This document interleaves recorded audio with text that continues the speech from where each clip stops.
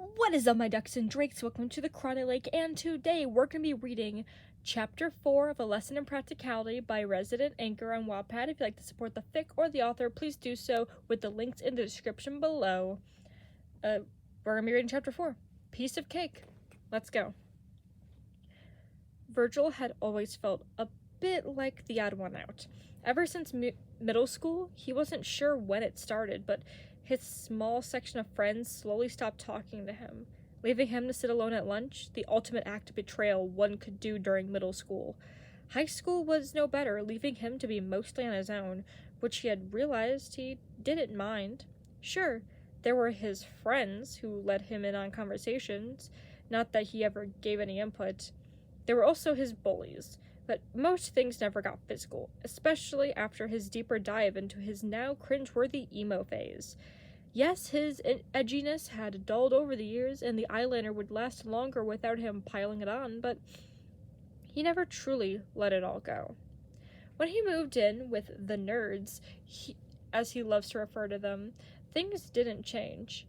He was introverted. He hid away in his room most days. When it was his turn to do the dishes, he usually got them done in the middle of the night, and he couldn't sleep unless he was in a good mood. If he had to cook dinner, it usually was something basic, or offering to buy pizza just so he didn't have to be out of his room as much as possible. Of course, Patton had offered numerous times to help teach him the world beyond boiling noodles, but he never took him up on the offer, not until he walked into the apartment and found himself seeing double.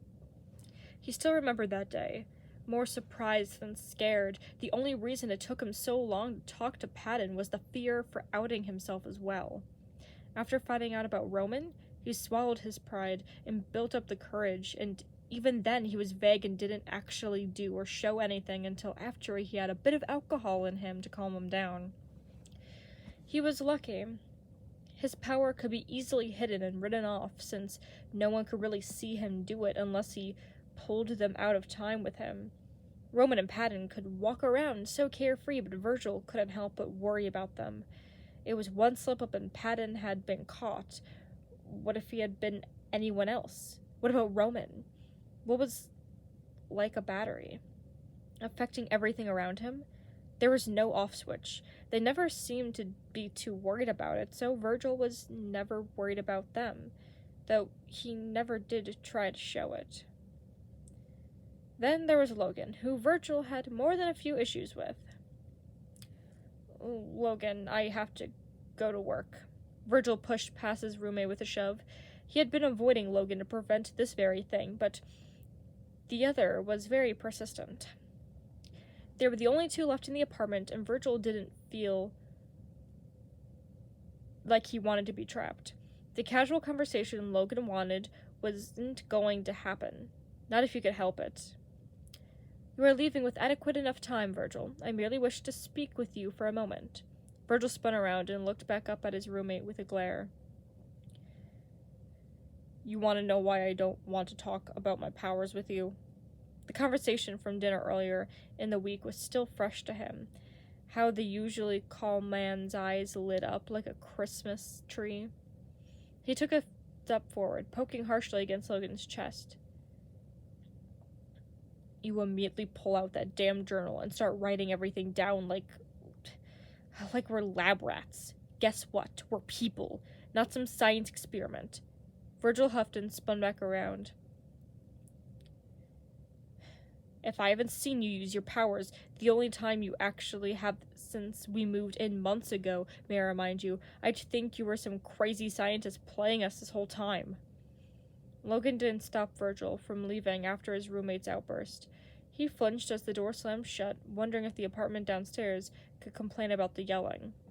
He walked over to his recliner and sat down, looking down at the worn journal in his hands. He wasn't sure how long he sat there in silence before sighing and smacking his forehead with the leather-bound book. You idiot, Logan. He brought it back down and tossed it on the coffee table and leaned back. His eyes never left the book, waiting for it to tell him that all his work he had recorded would be worth it. He was starting to wonder if it had been. He took a deep breath and leaned back in his chair. Let's think about this logically. What has your research gotten you this far? He mumbled to himself. More questions than answers. Some you aren't even sure you want answers for anymore. He closed his eyes. So what does that leave? Lost in his mind, he started listening to the sound of the clock ticking away, reminding him how much time he was wasting sitting in that chair. When was the last time he did nothing? When did he ever just sit there and let the world move around him as if he took a minute? He'd been working for so long on such meaningless topic, it had seemed. Where did these powers come from? A note he had written down years ago, more than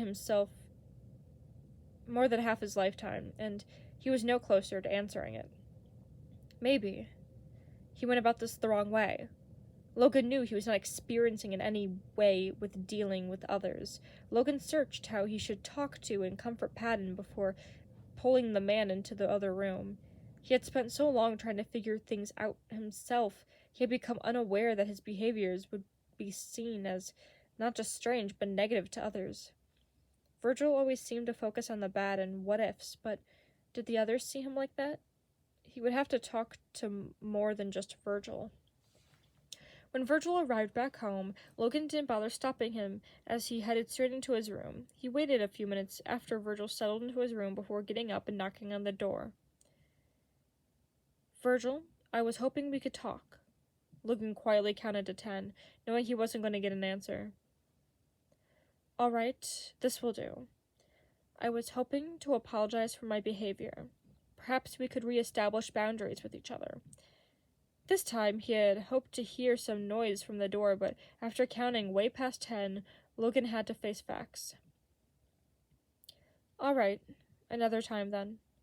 He walked back to his room, right next door, and sat at the small desk. He picked up a note and glanced at it once more.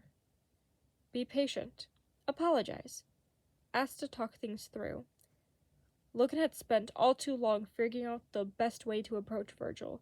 The note littered with options on how to handle the delicate situation he had gotten himself into. He ripped up the note and threw it out, looking at his journal he had been writing in since the beginning of the year. It had a small magnetic clasp on the front to keep it shut. The sound of the front door grabbed his attention, and for once Logan decided he would much prefer the company of others over his own thoughts. Logan, what a surprise! Patton hung a scarf near the hook of the doorway. You've ventured out of your room. Indeed I have. Logan stepped out of the doorway from the kitchen. So, what's bugging you, kiddo? I beg your pardon? Patton put his hands on his hips and smiled. I can feel your worry from outside the door, silly. He shrugged. Not that I was trying to, I don't mean to pry. Is this about Virgil? Logan took a seat on the couch instead of his usual chair. Yes, I'm afraid I've made some mistakes. Patton sat down next to Logan. Well, talking to him about it seems like the best option. Logan looked over Patton's shoulder towards where Virgil's bedroom was located. I attempted when he arrived home, but did not receive an answer. I am not very good with situations like these. You're trying. That's what matters. Patton placed his hand on Logan's shoulder and smiled when their eyes met. He'll come around. Just be patient. Logan couldn't suppress the smirk that grew on his face, nodding his head. There. Now, I believe I have some cleaning to do. Patton, wait. Logan reached out but stopped himself, settling for adjusting his glasses instead. The apartment isn't messy and it's not your turn. You seem to clean a lot. More than on just your days. Aw, Lo, don't worry about me. Patton stood up. I'm a bit of a stress cleaner, I'll admit it. Can't sit still and just end up making the place spotless. Logan stood up and grabbed onto Patton's sleeve. You've done nothing but clean since you've moved in, Patton. While it is a healthier option, perhaps working towards removing that stress would be better. He dropped his hand. Perhaps a walk to the dog park you and Virgil visited? We could also get something warm to drink if you wish. The suggestion was enough to cause Patton's face to light up. Really? Oh, you don't mind? Logan adjusted his shirt and dusted himself off. Might as well go before the warmer weather vanishes and unfavorable for owners to take them every day. I will just inform Virgil he will be home alone for a while. Patton grabbed his scarf off the hook again and wrapped it around his neck. Logan had returned, now sporting a light jacket he had gotten from his room. Did he answer? Logan shook his head. Well, let's let him be. A walk will cheer us both up. The afternoon chill caused them to change plans and head to the closest park instead of the one across town, especially since this one passed a small cafe they could get beverages at. Patton was able to sway Logan's decision away from coffee and to hot cocoa so he wasn't up half the night. So, Patton's hands were holding his cup close to him, keeping him warm. How's that project of yours going? Distracting me from what we should be talking about won't work, Patton. Logan glanced at Patton, who smiled back sheepishly. However, I believe I'll be taking a step back and focusing more on other things. Oh, is everything okay? Logan looked at his cup and watched the steam drift away in silence for a moment. Everything will work out, I believe. It is something I will discuss with everyone soon enough. Oh, our next family night! Logan shook his head. Patton, we are not a family. Patton sped up and turned around, walking backward and facing Logan. Come on, we're like some weird super family, like the Incredibles. Virgil can be Violet, and Roman's energetic like Dash. Patton, that comparison doesn't make any sense. You can be Mr. Incredible. Logan stopped walking and looked up at Patton, unamused. Are you insinuating that you're the wife in this situation? Hey, I'd make a great Helen. Patton spun back around and continued walking. That just leaves us with no Jack-Jack. Patton, I'm flattered. Patton stopped and turned around. Logan walked up and placed his hand softly on his shoulder. I don't know if I'm ready for a third child yet. Logan removed his hand and kept walking as if he said nothing. Wait! Patton jogged up and fell into step with the other. Who knew you were such a jokester? Patton smiled and bumped shoulders playfully. I was more hinting at a dog. Our lease does not allow pets, Patton. He brought his cup up and blew carefully into it. Besides, we are supposed to be talking about this supposed bad habit of stress cleaning you have. Oh, it's not that bad. Patton tried to play it off. I could be doing unproductive things. Besides, it's not like I've been cleaning every day. Patton kicked his foot out playfully to lighten the mood. Your good old Patton pals got it taken care of. Logan let out a sigh and turned into the park. Once a week is still too much. Finding someone to talk about stressful situations has helped me in the past.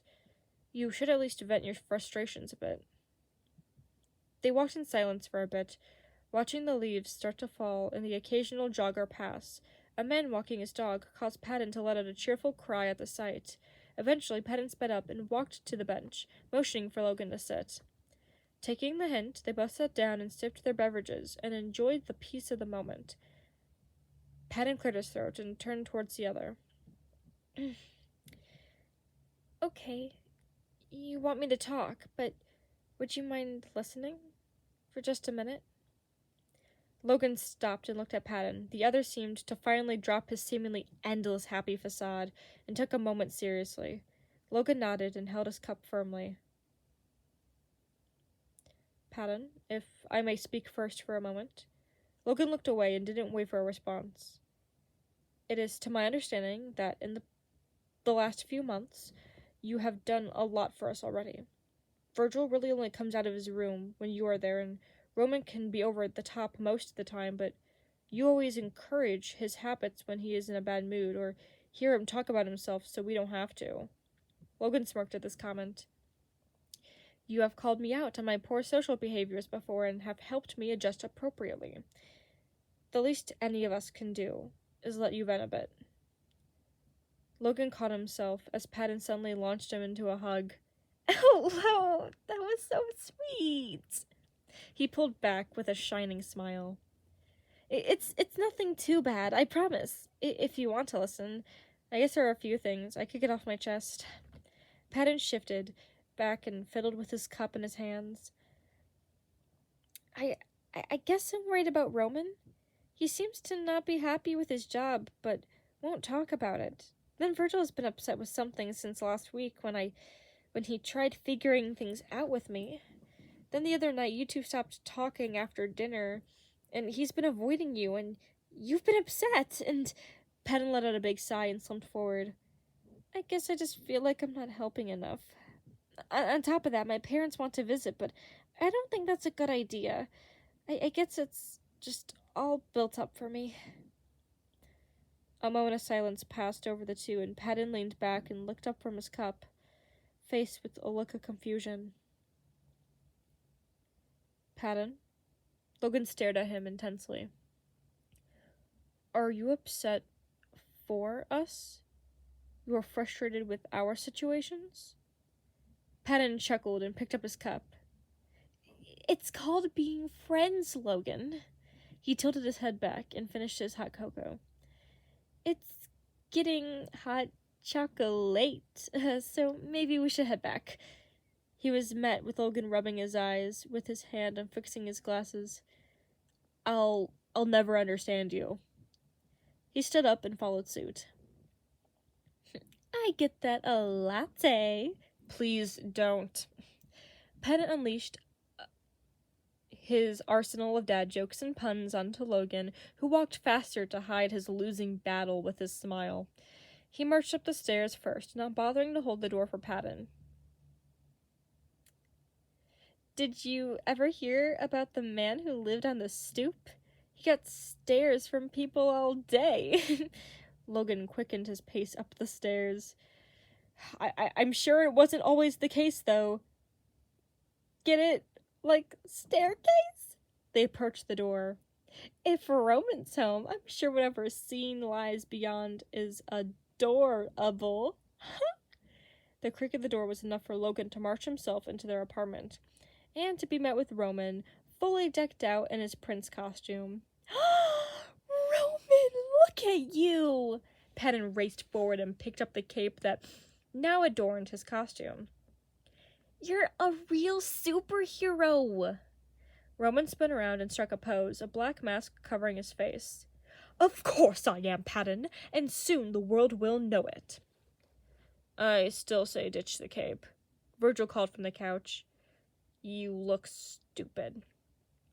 I think it looks great, Patton added. However, since we are talking about the Incredibles, maybe the cape isn't a good idea. Roman inspected his cape in his hands. You may be right. Besides, I look fantastic even without it anyway. Roman started unclasping it from his shoulders. So, where did you two run off to? Logan got us hot chocolate, and we went for a walk in the park. Logan looked up from removing his jacket to find all eyes had fallen on him. Was that your idea, Logan? Roman called out. Yes, I don't understand the purpose of the question. Virgil got up off the couch and headed out of the room, grumbling to himself. Roman watched with a frown as he left. Nothing. Hey, Patton, make sure dark and dreary is okay? Oh, of course. Patton sped out of the room. Hey, Virg. It took a half a second, and Roman had his arm wrapped around Logan's shoulder, pulling him close. All right, common nonsense, we need to talk. Logan pushed the other back, but Roman didn't budge. Let go, Roman. I see the robot grew a heart. Who knew you were the romantic type? It was a walk in the park, Roman. Now let go. Roman laughed and did as he was told. Sounds like a date to me, Logan. Who knew? You and Patton? Logan froze up, his face quickly growing red. Look, you're even blushing. That is a perfectly reasonable response to an accusation you just made. Logan huffed. You are insufferable. I tried to do one nice thing for a friend, and this is what happens. Roman crossed his arms.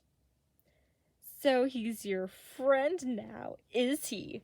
Logan shuffled past Roman. I like to think we all are, wouldn't you? Now, if you'll excuse me. Roman watched as Logan left the room and shrugged, going back to the mirror and checking on his costume. He looked over at the sound of footsteps and saw Patton enter. Ah, Padre, may I have a word? Patton lit up at the nickname and practically skipped over. Oh, Roman, you do look so swell in that outfit. Roman smiled and stood up as tall as he could. I know, I'm excited to wear it out tonight. Patton tilted his head to the side of his face and scrunched up in confusion. You have a performance I don't know about tonight? Roman spun around and puffed out his chest. This is the debut of my superhero identity, the Prince. He waved his hand back and forth. Working title. Nothing seems to stick, but I'm hoping it'll come to me at the right time. I don't know, that doesn't sound safe. Roman smiled and put his arm around Patton's shoulders, much like he had just done with Logan. I'll be safe, I promise. I'll come home, okay? Besides, why sit here when I could help people? Patton at him, still unsure, but gave a soft smile. Good. Now I wanted to ask you. He pulled Patton in close and whispered. Have you ever dated before? Yeah? Of course. Why bring this up? Just a moment. Do you have, let's say, any preferences? Patton still looked baffled at the question. Okay, let's say if someone was interested, would there be things that would make you say no? Are you asking my sexuality, Roman? 'Cause you could just ask. Patton smiled up at him. I just like people, kiddo. I don't really care otherwise. I don't feel like I need a label. Roman jumped up and pulled Patton into a hug. Ah, it's always good to see someone so open with themselves. Patton chuckled and hugged back. Not that I mind, but you gotta tell me where this is coming from. Roman pulled away and pointed dramatically at Patton. My first act as hero. I'm going to set you up with Logan. Patton stared at the finger pointing at his face and reached up, grabbing it and pushing it down. Roman, I don't like Logan that way. Roman pulled his hand back and rolled his eyes. Pat, buddy, amigo, you practically just came back from a date with him. Roman, for it to have been a date, it would have to be mutually agreed upon. It wasn't a date. Roman watched Patton walk across the room and approach his bedroom door. Fine, but if you ever change your mind and realize you do have feelings for him, I'll be sure to tell you, Roman, no matter what. I promise. Dinner came and went, just as awkward as the night before. Virgil grabbed dinner and retreated to his locked room, and Logan acted like it didn't faze him. Roman ate and ventured out, promising to keep himself safe in the city, despite Patton's last attempt to prevent him from leaving. It was going to be a loud day the next day. Roman was the only one working, and Virgil knew Patton was going to make him sit down and talk to Logan, so he was determined to sleep in as much as possible to prolong the inevitable. Virgil waited until the other two went to sleep, then kept an ear out for Roman, not knowing when he would be returning. After a bit past midnight, he crept out of the room and put his plate from dinner in the sink. He made as little noise as possible, slinking his way over to the fridge and prying it open. He grimaced at the sudden bright light and pulled out a paper bag placed in there from earlier. Swiftly, he rummaged through their junk drawer and pulled out a lighter and sat down with the bag. He was painstakingly careful to unravel it and remove the objects from within. Still on edge that someone will walk in any second, he opened a small box of candles and pulled out one, placing it on a cupcake that he had placed inside. He looked at the dessert, lit candle and all, and smiled. Happy birthday, Virgil. He blew out a candle and sat in the dark for a few minutes, staring down at the table. When he looked back up, the cupcake looked more appealing than it had ever had years before. His little ritual never felt right, but knowing he wasn't truly alone did make this time a little easier for him. He heard the door creak, open and froze. listening to Roman trudge across the living room, slightly praying he would just go to his room and go straight to bed. Everything fell silent, and he held his breath. Virgil? Despite speaking softly, the noise made him jump, and he looked over, pulling the tree closer to hide it. What are you still doing up? Oh, I couldn't sleep. How was Princey's first night? Roman walked over and practically fell into the first open chair. Terrible. I tried following a police scanner, but they get there before I can, and I just walked down disgusting alleys and nothing happened. How do heroes find trouble so easily? Roman ran his hand through his hair multiple times and threw his mask on the table, looking over at Roman's hunched form. Are you eating? Virgil glanced down at his cupcake, stomach suddenly heavy. Yeah, want it. I'm not in the mood anymore, and you could use it more than me. He slid it over, pulling out the candle as inconspicuously as possible. Roman looked down, noticing the spot of frosting had been disturbed, and looked back at Virgil. Was there a candle in this? You celebrating without me? Roman placed a hand on his chest and looked away. Be still, my heart. No, it's nothing. Just eat the darn thing, drama queen. Virgil went to stand up and found Roman had grabbed a hold of his sleeve. Their eyes met, and Roman pulled away, looking concerned. Look, I know Logan's been a lot, and you don't do mushy feelings, but is there something we need to talk about? He looked away, back at his bedroom door, biting his lip. He spared one more glance down at Roman. The night had not been kind. He looked disheveled and tired, but his face was lit up with concern. Virgil gave in and sat down, pulling his cupcake back over and ripping the part of it off. It's my birthday. Roman pulled a small bit for himself. You just told Patton and I it was in December. He didn't sound accusing, just confused as he ate a piece of his cupcake. Yeah, well, I was born in December. Let me ask you something. Virgil leaned in a bit. The first time you used your powers, how did that go over? Roman huffed and ran a hand through his hair.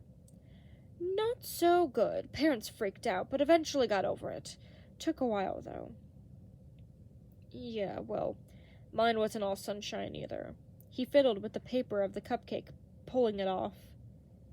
Let's just say I didn't know how I did it, and I got stuck for a little while. You got stuck in frozen time? For about 52 days-ish. Freaked out pretty bad. My mom was confused how in a couple of minutes my hair had grown a lot. Stole food from the store to eat, mostly junk. Couldn't cook when time technically didn't exist. He took a bite of his cupcake and pushed it back to Roman. His roommate glanced back in amazement before suddenly snapping out of it. Yeah, I know, so I celebrate my birthday a little earlier than I should, since I did technically age through that. How? Roman shook his head. How did you keep track of time during all that? He shook his head and shrugged. Honestly, I guessed.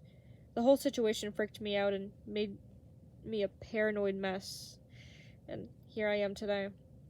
I tried keeping track of what I thought a day would have been, but it was impossible, so I improvised. When I figured out how to start things up again, my notebook had 52 tally marks in it from my counting, so that's what I went with. Next year came, and I decided to celebrate my birthday on the day I think it is. Does anyone else know? Virgil shrugged and leaned back, sticking his hands into his hoodie. I eventually told my dad, but that's a different story. He stood up and looked over his shoulder. Eat it. Celebrate your first day, even if you didn't get to save anyone. Virgil left Roman alone, and a partially eaten cupcake abandoned on the table. It was near noon when Virgil finally got out of bed the next day. Another restless night had passed. It was still technically his birthday, a day he hadn't been fond of since he usually celebrated in secret. He mindlessly walked out of the room and straight into the kitchen to scavenge for food when he was met with Patton and Logan. "Hey, kiddo. Sleep okay?" Virgil let out a groan and grabbed a box of cereal. Okay, well, Logan and I have been talking, and stop." Virgil pulled a bag from the box and shook it around. "Give me 5 minutes. I'll hear him out if it gets you to stop giving me that look." "What look?" Patton's eyes stared at him with unbridled kindness. Virgil was certain Roman and Logan had fallen victim to it just as easily as he had. "Nothing. Let's just get this over with, okay? Just give me a minute." Virgil walked into the living room and jumped into the recliner, throwing his legs over an armrest and sitting sideways. He scrolled through his phone and ate straight from the bag, killing the last few minutes of peace he had before the inevitable confrontation he had been avoiding. He just needed a few minutes to mentally prepare for it. He looked up and saw Patton nudge Logan to the couch with a smile and tucked away his phone. "Must you eat like that in my chair?" "Fine, I'll move." Virgil swung his feet onto the ground and planted himself on the coffee table. "Better?" "Is it too difficult to sit on something that is meant for sitting?" "Oh, I'm sorry. Does this bother you?" Virgil took a handful of cereal from the bag. "Good." Logan sighed and sat down on the couch, staring at his chair, and grumbled to himself. "What I think Logan means is that he has some apologizing to do." "I heard him yesterday. Can I go now?" Patton shot Virgil a look and slumped in on himself. "Fine, go ahead." Logan cleared his throat. "I must apologize for my behavior. My abilities seem to be influenced by my emotions, and it hasn't occurred to me to explain since it had been a known fact in my upbringing. That being said, I have taken notice that my behavior these past months has been unacceptable." Patton leans forward to Logan. "You never mentioned that," he whispered to himself. Virgil snorted a laugh and looked away for them. "That does explain a lot, though." "Yes, well, I would prefer not to go into details about that. As for the journal, I do sincerely apologize for that as well. I wrote down things you entrusted to me without your consent. It was a place I wrote my daily thoughts until the discovery of all our abilities." "It's a diary?" Virgil rubbed his face with his hand. "All this over a stupid diary." "It's highly probable that we had separately gained trust issues since." Patton put his hand in front of Logan's face. "What he means to say is that it's okay. We kind of fell into a weird situation and we're still getting to know one another." "Precisely." Roman was greeted at the door when he had arrived home to a very serious Patton, a sight he had only seen when something was wrong. "Roman?" Patton grabbed his shoulders. "We have to move out immediately." "What, Pat? What happened?" Roman heard snickering and leaned over to peer into the living room. He could barely make out Virgil, who was hiding his face in his hand. Patton shook Roman's shoulders and grabbed his full attention. "Roman, we need to go. Our lives are at stake." Logan rounded the corner, his hands cupped together. "You're over-exaggerating, Patton. We'll all be fine." Roman walked past Patton and into the living room. "Okay, what doom is about to fall us, Logan?" "Roman, no, it'll get you too!" "It's just a spider, Patton." Roman jumped and shrieked, backing away from Logan. "Are you holding a spider?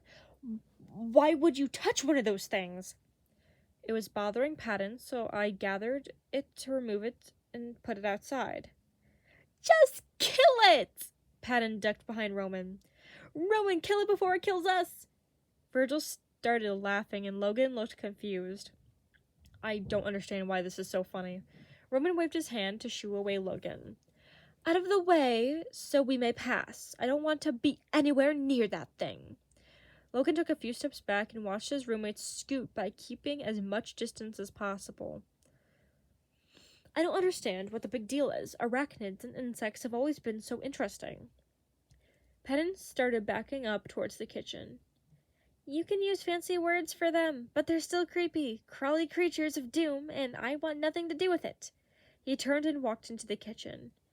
Now please remove it before I move out forever. Logan rolled his eyes and looked over at Virgil. Would you mind getting the door so I may remove the unwanted guest? Virgil hopped off the couch and opened the door for Logan. You don't have a problem with spiders? Roman asked his darker roommate. Virgil shrugged. I had a spider live in the corner of my room in high school. Kinda kept it like a pet. Never really bothered me. Roman shivered and turned to walk to his room. Of course you did. He could almost hear Virgil's laughs through the door. Thank you all so much for watching. Please, please, please support this author and read the fic and all that jazz, because that is just so cool, and I love reading stuff like this. So, yeehaw! Once again, thank you all so much for watching. It means a lot. And much like Logan trying to exterminate the spider, do your best!